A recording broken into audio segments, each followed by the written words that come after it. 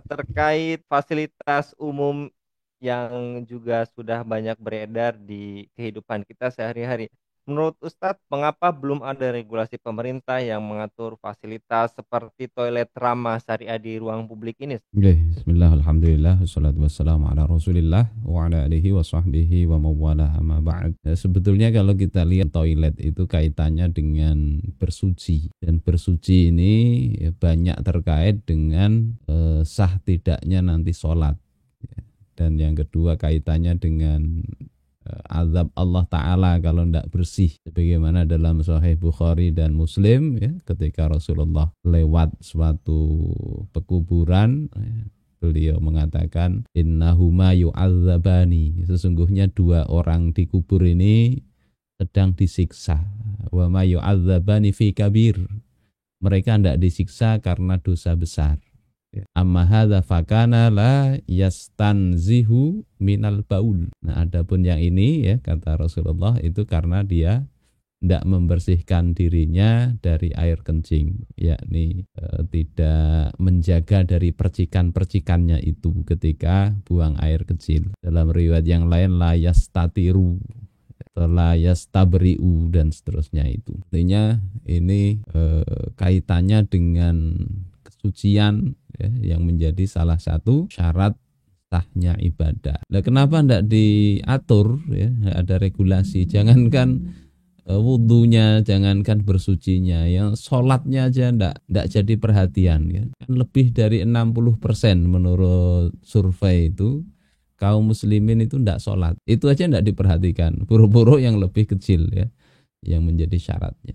Ya karena itu saya lihat begitu. Baru nanti kalau ada tuntutan ya bisalah itu mungkin jadi perhatian. Tapi yang lebih besarnya ya banyak tidak sholat itulah. Itu mesti dibenahin dulu. Ya, baik Ustadz, apakah itu cerminan kurang perhatian pada fasilitas bersuci mencerminkan rendahnya prioritas pemerintah terhadap kesejahteraan umat Islam? Kalau bicara kesejahteraan itu ya kaitannya dengan toilet gimana ya? Ya, dari sisi kesejahteraan mungkin batin ya tadi bisa gimana supaya kaum muslimin itu tidak was-was ketika mau sholat, mau bersuci dan sebagainya ini, maka ya kita lihat memang tidak terperhatikan. Yang lebih besar seperti sholat aja enggak gitu. Jadi mestinya yang pertama dilakukan itu ya perhatian pada kewajiban umat Islam yang membuat itu amal pertama kali dihisab atau dihitung itu kan sholatnya kelak di akhirat. Mestinya perhatian ke situ, itu hal besar, hal berat ya. Ini perhatian ke situ. Baru kemudian kedua, ini fasilitas apa yang menunjang untuk sholat termasuk bersuci dan sebagainya. Jika yang pertama aja tidak terperhatikan, apalagi yang kedua. Jadi seperti itu Mas Anggi. Dan tadi Ustadz terkait adanya beberapa fasilitas umum yang juga dikatakan Majelis Ulama Indonesia belum memenuhi prinsip fikih Islam, dan pada kesempatan kali ini beberapa jenis kloset maupun urinoir.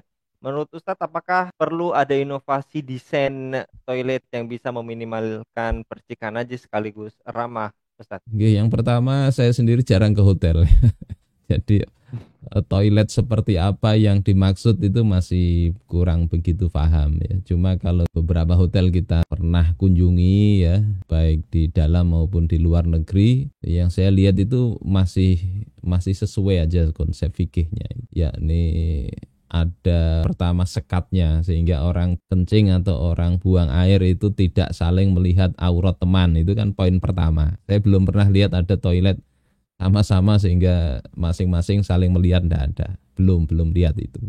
Kalau ada seperti itu yang memang melanggar prinsip. Yang kedua harus tersedia air bersih ya untuk bersuci.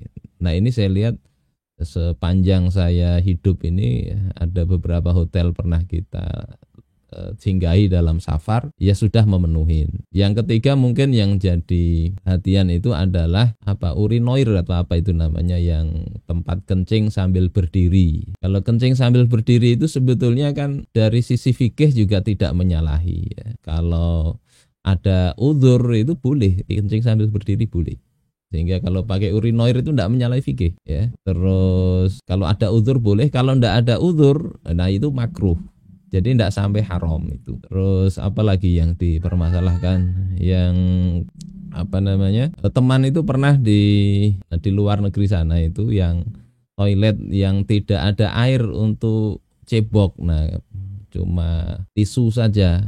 Nah ini itu yang kalau ada seperti itu di dalam negeri itu yang memang perlu diperbaiki. Nah jadi itu dari sisi fasilitas ya. Kemudian dari sisi penggunaan, memang ya tidak semua orang itu bisa ngerti tentang penggunaan toilet itu. Bisa jadi nanti ada yang susah ya ketika pancurannya itu ada di tempat duduknya itu. Jadi kalau ndak bisa ngatur-ngatur, nyemprot nyemprotnya terlalu keras ya.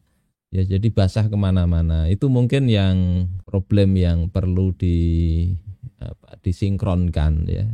Ini masalah teknik ini masuk sebetulnya ke hadis antum a'lamu bi umuri dunyakum. Jadi, ya, kalian lebih tahu lah tentang urusan dunia kalian, teknik-teknik seperti itu.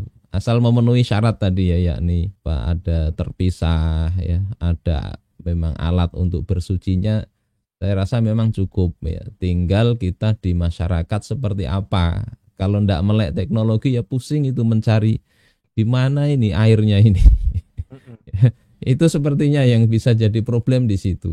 Nggak ngerti itu ngatur ininya, kecepatan airnya itu nggak ngerti, sehingga ya bisa basah kemana-mana. Nah itu memang problem ya. Prinsipnya ya kalau bisa inovasi itu yang mudah, kira-kira semua orang bisa itu ya. Itu mungkin Mas Anggi. Dan apakah semacam ini perlu adanya kampanye yang melibatkan pelaku bisnis maupun seperti pengelola hotel dan rest area terkait toilet bersih dan sesuai syariat ini? Oke, ini sebenarnya bukan sekedar pengelola hotel ya. Jadi semua sisi, semua lapisan masyarakat kan wajib tahu tentang bukan hanya bersih mestinya ya, tapi suci enggak gitu loh. Kalau bersih itu kita hampir lihat di hotel-hotel itu ya rata-rata bersih dibandingkan WC sekolah. Ya, di hotel-hotel sudah bersih. Tapi masalahnya ini memenuhi standar suci apa enggak? Karena tidak setiap yang bersih itu suci, sehingga ya ini memang jadi perlu dikampanyekan semua, diajarkan ya, para kiai, para guru, ajarkan gimana cara bersuci, termasuk juga mencuci baju, pakaian dan sebagainya itulah.